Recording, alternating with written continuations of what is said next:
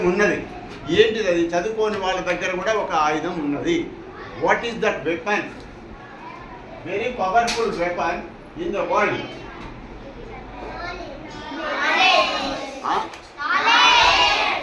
Honesty, knowledge. Okay okay. Knowledge కంటే కూడా ఇంకా ఆలోచిస్తే పేదవాళ్ళ దగ్గర, చదువుకోలేని వాళ్ళ దగ్గర, అందరి దగ్గర కూడా ఒక విలువైన వస్తువు ఏంటిదంటే సమయము. అన్నిటికంటే పవర్ఫుల్ ప్రపంచంలో. ఇప్పుడు నువ్వు చదువుకోలేదు, ఒక కథ నీకు ఇప్పుడు రాదు, సాయంత్రం వరకు నేర్చుకుంటావు కథ.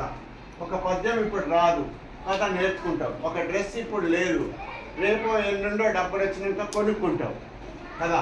ఇప్పుడు పొద్దున బ్రేక్ఫాస్ట్ తినలేదు, మధ్యాహ్నమో రేపో మంచి బ్రేక్ఫాస్ట్ మీ అమ్మమ్మనో మీ తాతయ్యనో ఎవరో ఒక బ్రేక్ఫాస్ట్ మంచి టిఫిన్ కొనిస్తాడు. అవన్నీ కూడా ఇప్పటి వరకు లేని అన్నీ కూడా ఇల్లు కట్టుకోవచ్చు, కారు కొనుక్కోవచ్చు, అన్నీ కూడా తర్వాత కట్టుకోవచ్చు. కానీ ఒక్క సెకండ్ ఇంతకుముందు వేస్ట్ చేసిన ఒక్క సెకండ్ ఉన్నదే. ఇప్పుడు నేను మాట్లాడుతున్నా, సార్ మాట్లాడుతున్నాడు, ఒక అతను ఎటో చూస్తున్నాడు, ఒక అతను గోక్కుంటున్నాడు. మీరు కాదు, ఎక్కడో వేరే చెప్తున్నాడు. ఆయన గోకుతున్నాడు, గీస్తున్నాడు, ఏం చెప్తున్నాడు.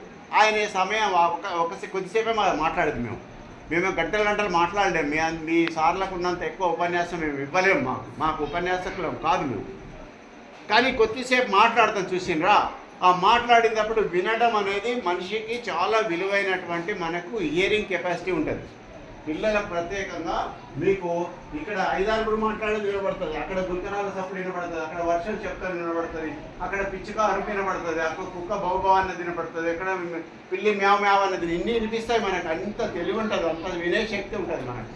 కాబట్టి ఆ వినే శక్తిని మనము ఒక్క సెకండ్ అశ్రద్ధ చేసినామంటే ఒక ముఖ్యమైన విషయాన్ని మనం మర్చిపోతాం.